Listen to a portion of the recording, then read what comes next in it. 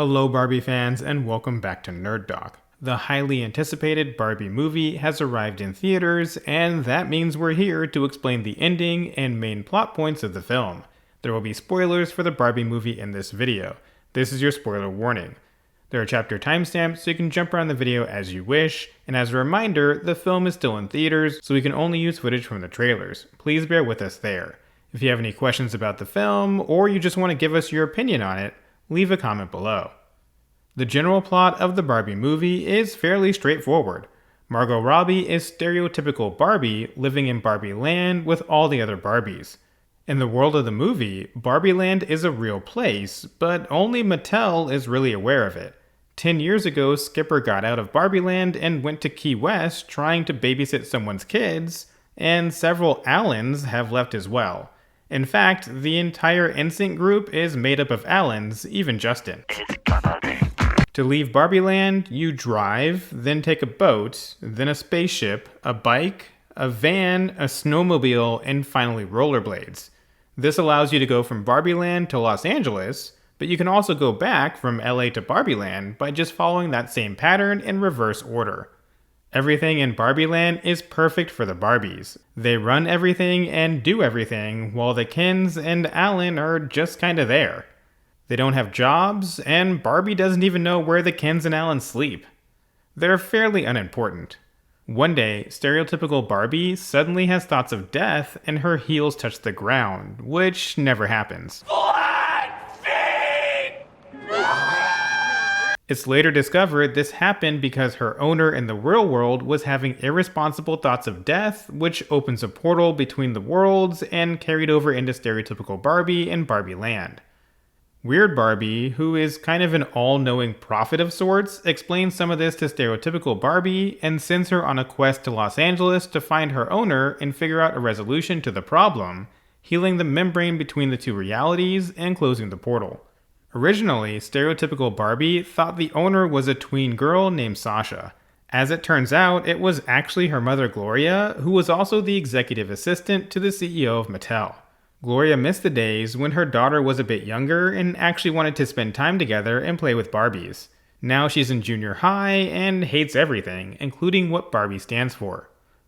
After visiting Mattel's offices and finally realizing Gloria's problems, Barbie decides the best thing to do would be to take Sasha and Gloria back to Barbie Land, where women run everything, to show them that things can be better than they are in the real world.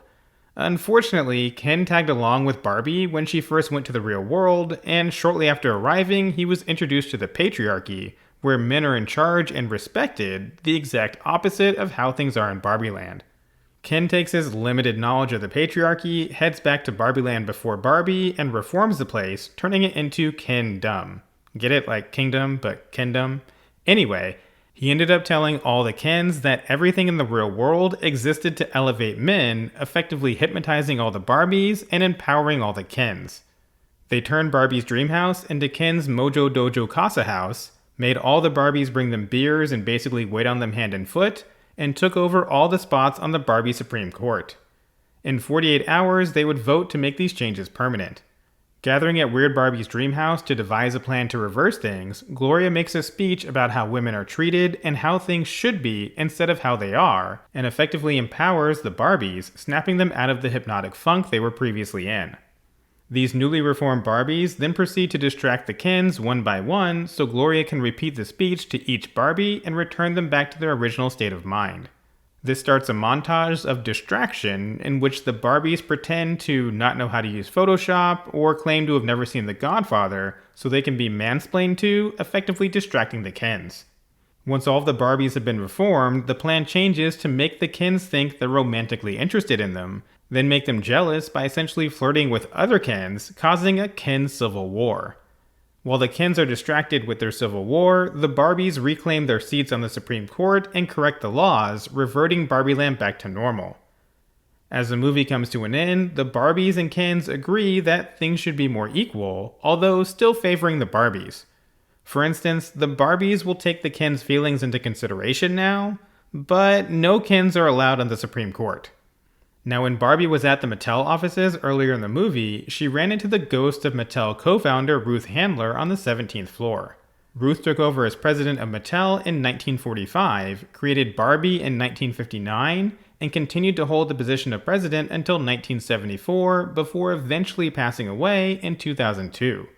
Oddly enough, the ghost of Ruth makes reference to her issues with the SEC in the movie, which caused her to resign from the Mattel presidency and ended with her being fined $57,000 and forced to do 2,500 hours of community service. When adjusted for inflation, that $57,000 would be around $270,000 today, so not really that big of a fine for the former president of Mattel. Anyway, Barbie Land was fixed, but stereotypical Barbie wasn't sure where she belonged after having been exposed to the real world and real feelings of anxiety, self-consciousness, death, and despair. Ghost Ruth appears again and leads Barbie into a void-like realm where she helps Barbie determine that she should become human. The film ends with Barbie in Los Angeles riding with Gloria and Sasha as they drop her off at a gynecologist appointment. This is a nod to the fact that, as a doll, Barbie did not have genitalia at all, but now as a human she does, so she needs to get them checked out. Diving a bit deeper, the Barbie movie focused quite a bit on the patriarchy. Obviously, there's a lot of satire in the film, so it shouldn't be taken too seriously, but it's pointed commentary about the modern world. While women had careers, such as being a doctor in the real world of the film, just like Barbie dolls, men could still openly demean women, and Mattel was run by a board of men and only men. In fact, the only woman on the executive floor of Mattel was Gloria, and she was merely an executive assistant. This is further compounded by the ignorance of virtually every male in the movie. The Kens in Barbie Land were extreme parodies of real men living only to serve the Barbies. So much so that a Ken can only have a good day if a Barbie acknowledges them, while for Barbies, every day is a good day. This is direct social commentary about how men can do just about anything without really worrying about it, but women are seemingly in a constant state of fear, anger, or depression. I'm an expert at controlling my anger because I do it infinitely more than you. So all of this just feels like projecting. Then you have men in the real world who are only slightly more intelligent than the Kens. Will Ferrell, as CEO of Mattel, acted more like his Ron Burgundy Anchorman character than a real CEO. I'm kind of a big deal. Once again, this is all extreme satire, but Greta Gerwig is making a statement that Barbie Land is run by women who dominate the men, while the real world in the movie is the exact opposite, with men running everything and dominating the women. While this is certainly an extreme take, that's the point. Ken picks up on this half-truth and takes it back to Barbie Land, nearly destroying everything the Barbies have built. It isn't until the very end of the film that there's any kind of compromise, but this is still a distorted mirror of our real world more than anything else. The Barbies still run the place, but they've thrown the Kens a few scraps to keep them from acting up again. In our modern world, women can now vote, hold a variety of professions, and seem equal at a surface level, but one glance at the recent Supreme Court rulings, and it's clear that things are not really equal. Whether you agree with this or not, this is the social commentary Greta Gerwig is speaking about within the film.